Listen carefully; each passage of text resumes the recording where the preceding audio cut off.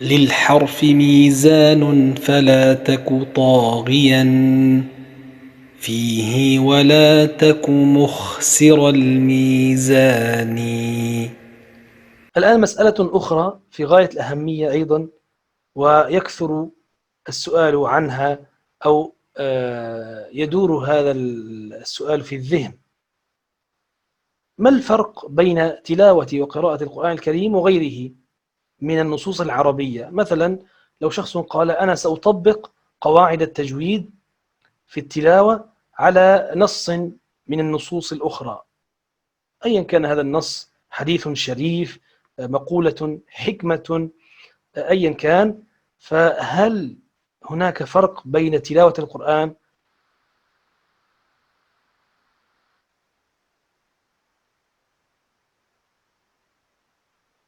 نستطيع أن نقول أن هذه الفوارق أو هذه الأشياء التي كتبتها الآن في الحقيقة ما هي إلا آه، متلقاه من أفواه الشيوخ بعد سؤالهم، لكن لم أجد في حدود بحثي الضيق أو في حدود معرفتي الضئيلة، لم أجد يعني من نص على هذا نصا صريحا، أو لم أعثر على ذلك، ولكن في حدود ما من سألناهم وسمعنا منهم أن الفوارق يمكن أن نحصرها يعني في هذه الأشياء.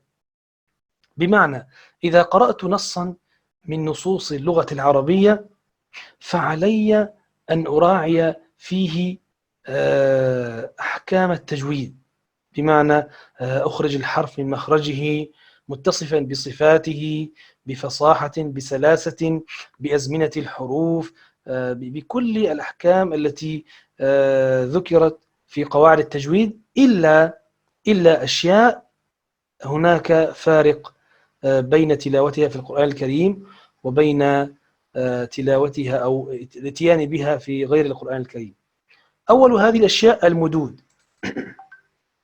فإذا كنت تقرأ نصا من نصوص اللغة العربية أو الحديث الشريف مثلا، فنعم تأتي بالمخارج وبالنطق السليم وبكافة قواعد التجويد، لكن لا تفعل المدود، يعني المد غير مطلوب في قراءة نص غير نص القرآن الكريم.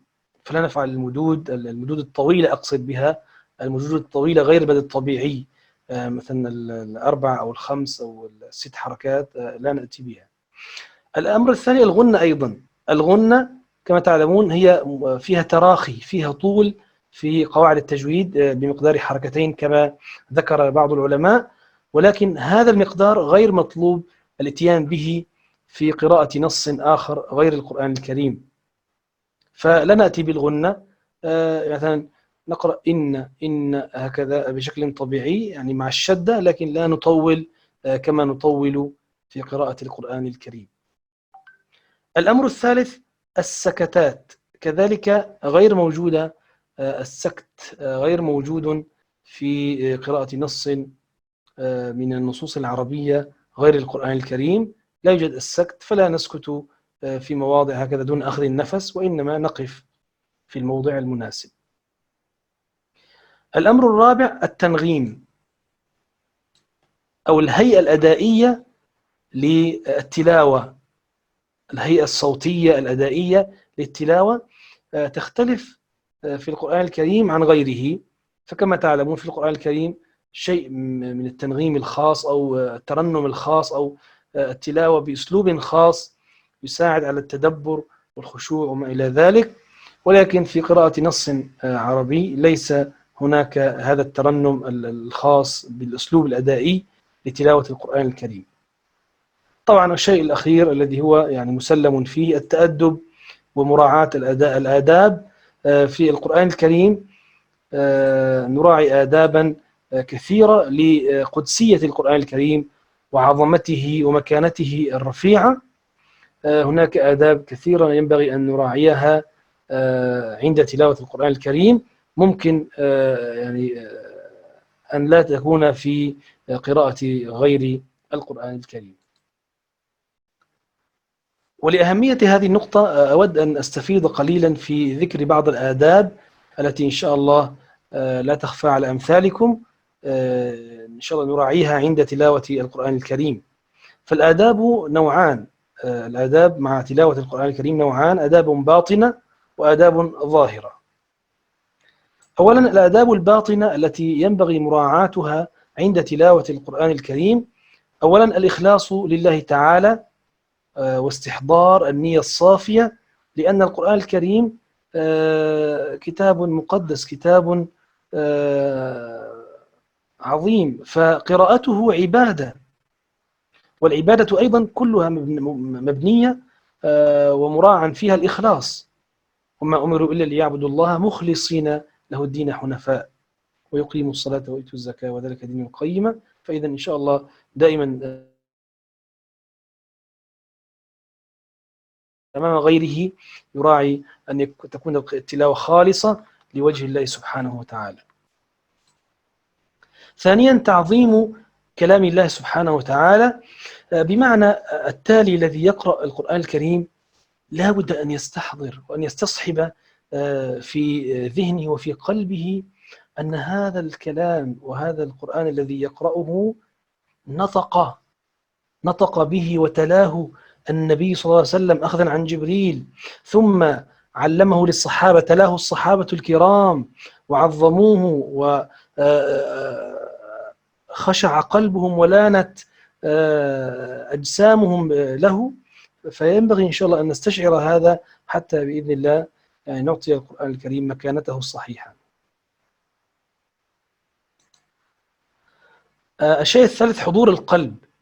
لا ينبغي أن نقرأ القرآن الكريم مع الغفلة، فالقرآن الكريم نور، والنور يطرد كما تعلمون الوساوس والشياطين وما إلى ذلك، فلا بد أن نقرأ القرآن باستحضار وبحضور مع التلاوة وطرد حديث النفس الملهي أو المشغل عن ذلك. وطبعا هذا شيء أساسي يتولد ويأتي من التعظيم. عندما ندرك مكانة وعظمة القرآن الكريم غالبا سنطرد الوساوس ولا ننشغل بشيء ولا نغفل عن تلاوة القرآن الكريم، لأننا نتلو كلاما عظيما معظما، يعني يستحضر القارئ في ذهنه أنه بين يدي مولاه ويناجيه بتلاوة كلامه ويتقرب إليه بقراءة كتابه. الأمر الرابع تدبر الآيات، التدبر ومحاولة التفكر في الآيات وفهم المعاني الموجودة في القرآن الكريم، إذ لا خير في قراءة لا تدبر فيها، فيحاول القارئ استيعاب المعاني وفهمها، لأنها أوامر رب العالمين التي يجب أن ينشط العبد لتنفيذها بعد فهمها وتدبرها، كما ورد يعني والعياذ بالله في بعض الروايات: رب قارئ للقرآن والقرآن يلعنه. مثلا شخص يقرأ ثم نبتهل فنجعل لعنة الله على الكاذبين، فنجعل لعنة الله على الكاذبين، والعياذ بالله مثلا قد يكون عنده كذب، فإذا هو يتلو ويقرأ أن لعنة الله تكون على الكاذبين وهو واقع في هذه الخصلة الذميمة. فإذا إن شاء الله نحاول أن نتمثل وأن نتخلق بأخلاق القرآن، كما روي عن السيدة عائشة رضي الله عنها كان خلقه القرآن. ما معنى كان خلقه القرآن؟ كما فسر ذلك الإمام النووي رحمه الله، قال: هو التخلق بأخلاق القرآن والتأدب بآدابه، فعل أوامره اجتناب نواهيه، يعني طاعة ما يأمر به القرآن الكريم. هذا هو التخلق والتأدب بآداب القرآن الكريم.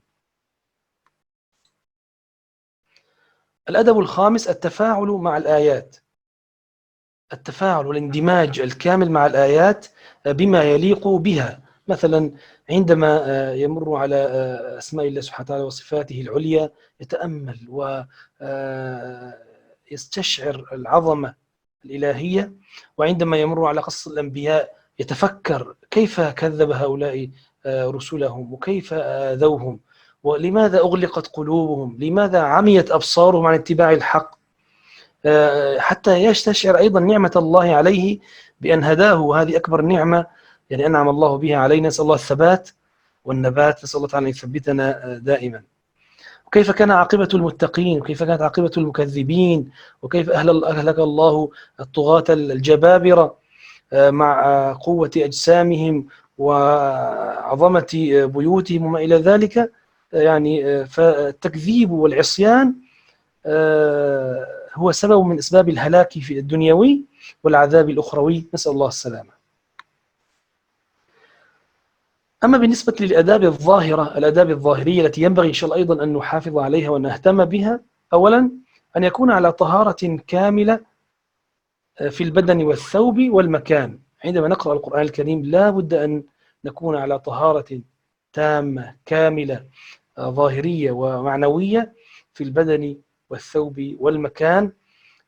ويعني مما يروى عن كلام النبي صلى الله عليه وسلم، كان يتأدب ويجلس ويستاك ويجلس بأدب ثم يقرأ الحديث وهو على طهارة، فما بالنا يعني بقراءة القرآن الكريم؟ يعني الأفضل حتى لو كانت القراءة غيبا أن نكون على طهارة كاملة. الأمر الثاني أن ينظف القارئ والتالي للقرآن الكريم فمه بالسواك تكريما للقرآن الكريم وتعظيما له. الأمر الثالث يستحب للقارئ في غير الصلاة أن يستقبل القبلة، حتى لو كنت في غير الصلاة تريد أن تقرأ القرآن الكريم، الأفضل إذا استطعت أن تستقبل القبلة وأن تجلس متخشعا بسكينة ووقار، كما قلنا يعني في الحديث الشريف نراعي آدابا عظيمة، فما بالنا بتلاوة القرآن الكريم؟ نستقبل القبلة، نتخشع، نجلس بأدب، باحترام، بوقار.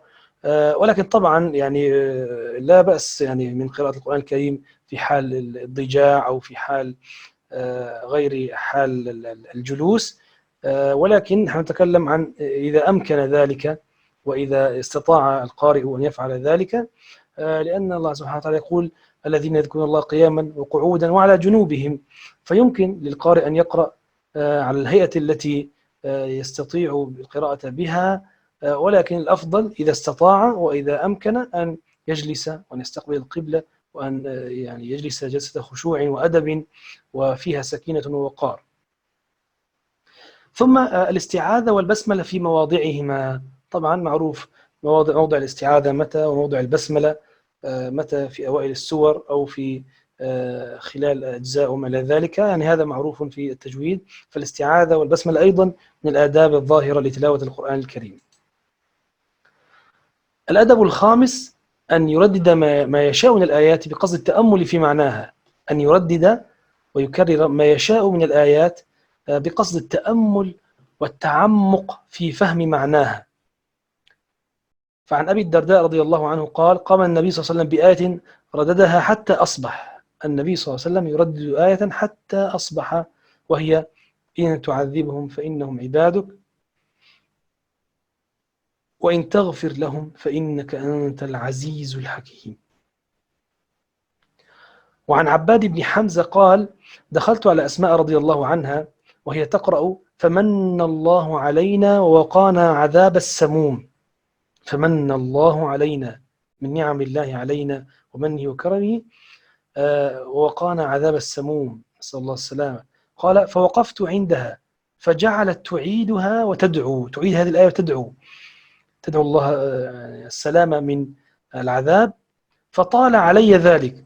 قال: فذهبت إلى السوق قضيت حاجتي وأخذت ما أريد، ثم رجعت فإذا بها على الحالة نفسها وهي تعيدها وتدعو.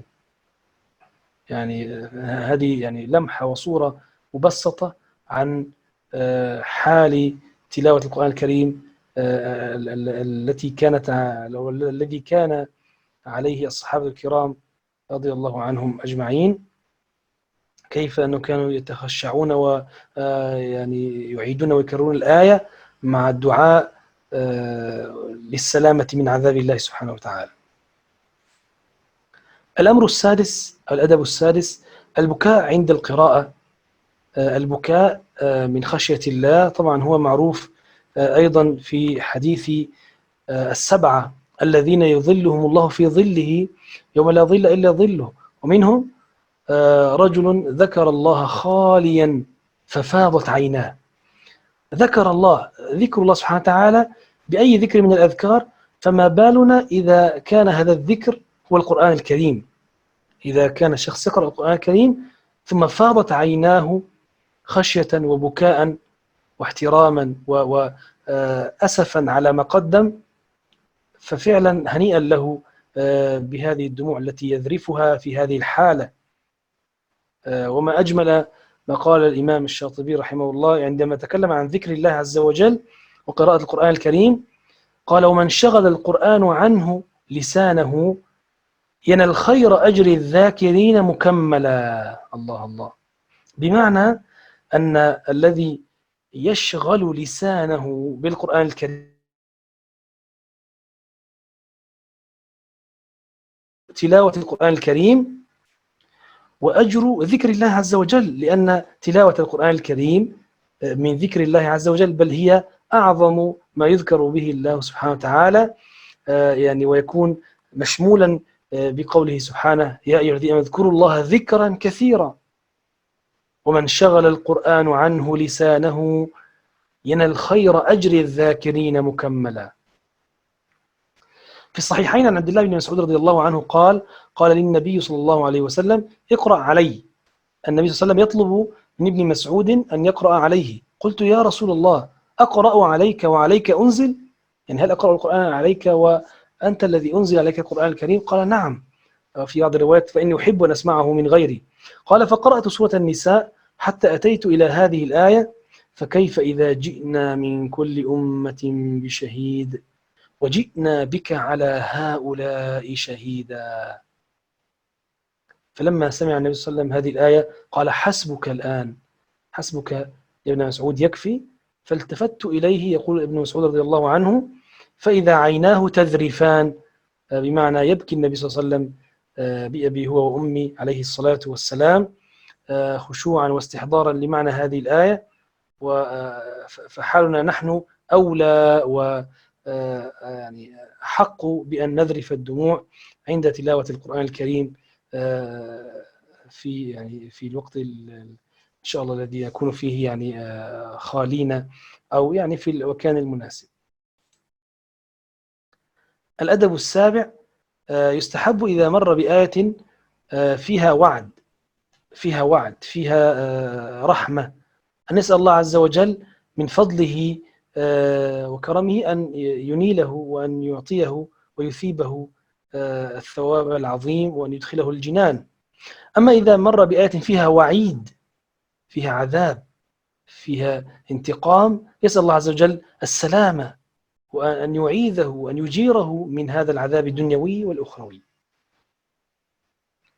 اللهم أجرنا من النار وحرم أجسادنا على النار يا رب العالمين.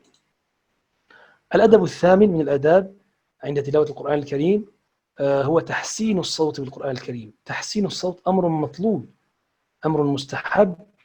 لماذا؟ لأن الصوت هو في القلوب وأشد تأثيرا وأرق وأجمل للسامعين، يعني ويعينهم على الخشوع والاستحضار والتأدب وما إلى ذلك، كما قال النبي صلى الله عليه وسلم: زينوا القرآن الكريم بأصواتكم، زينوا القرآن بأصواتكم.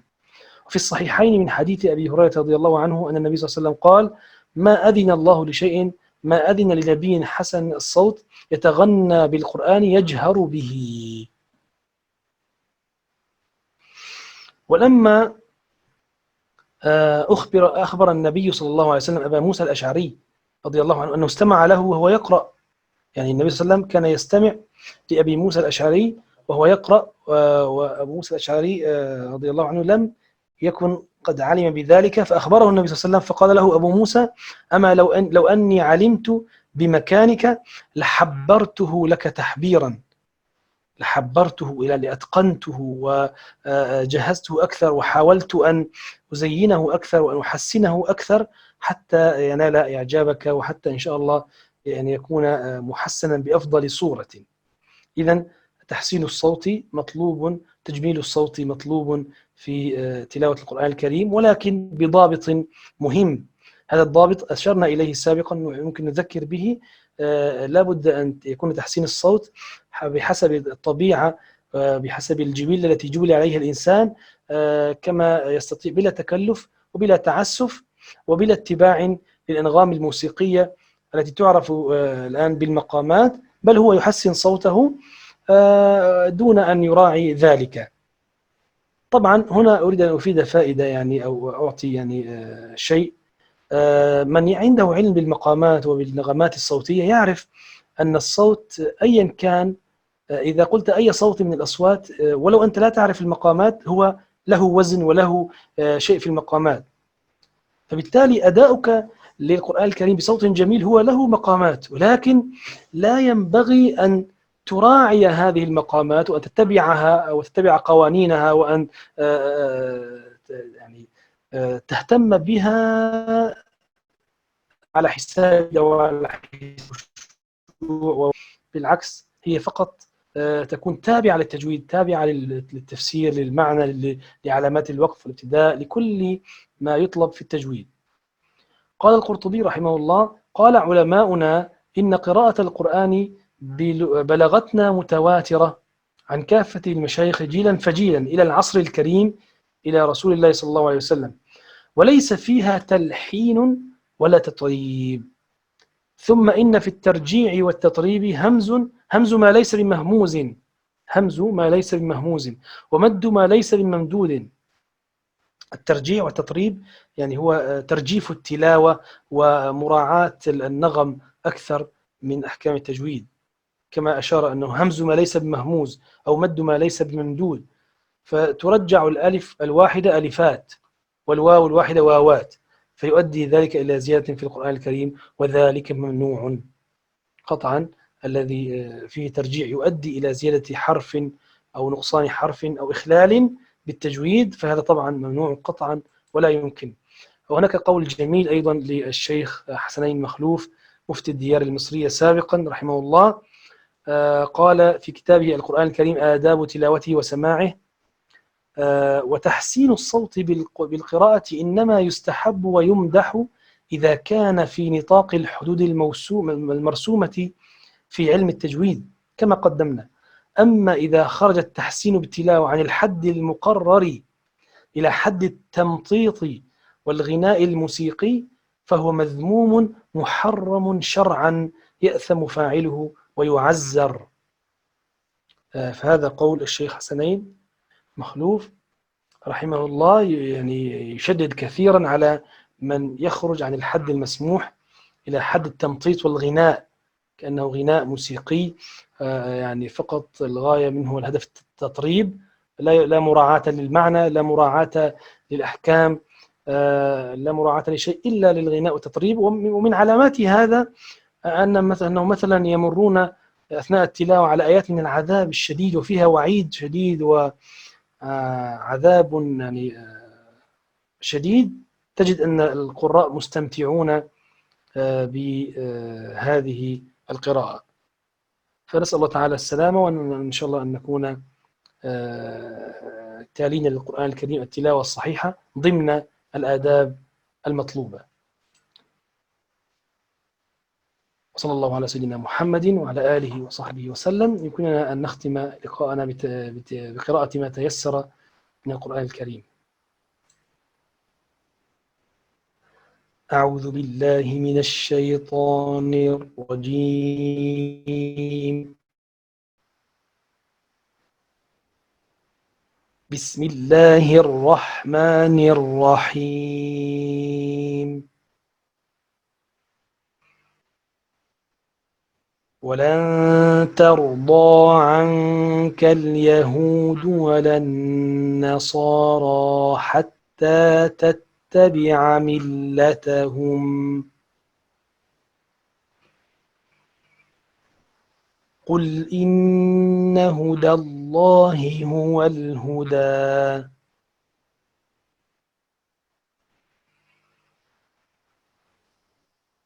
ولئن اتبعت أهواءهم بعد الذي جاءك من العلم ما لك من الله من ولي ولا نصير.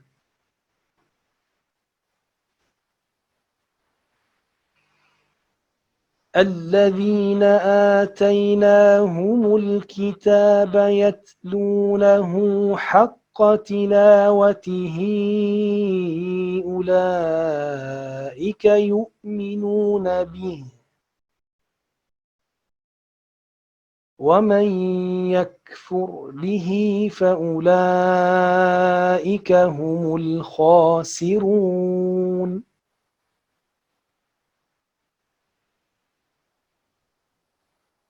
يا بني إسرائيل اذكروا نعمتي التي أنعمت عليكم وأني فضلتكم على العالمين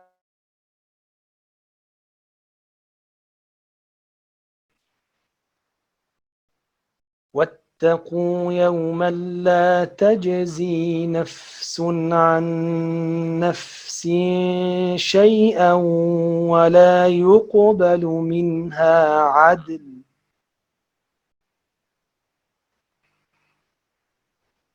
ولا يقبل منها عدل ولا تنفعها شفاعة ولا هم ينصرون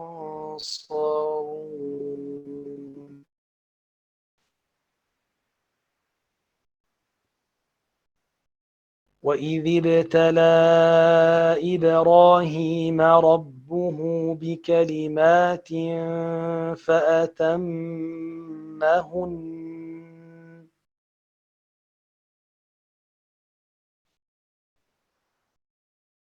قال إني جاعلك للناس إماما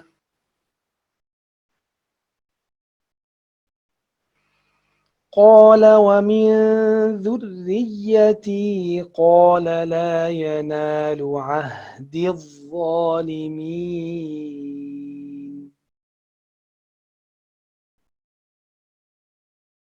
وإذ جعلنا البيت مثابة للناس وأمنا واتخذوا من مقام إبراهيم مصلى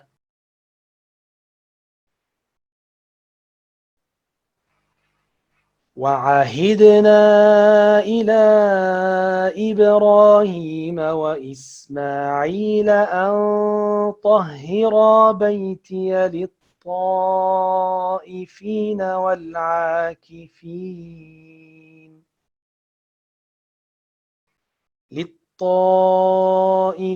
والعاكفين والركع السجود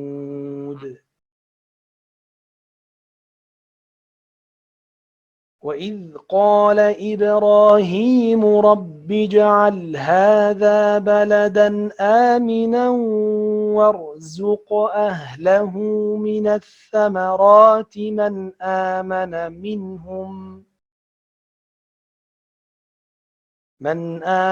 منهم بالله واليوم الآخر قال ومن كفر فأمتعه قليلا ثم أضطره إلى عذاب النار وبئس المصير صدق الله العظيم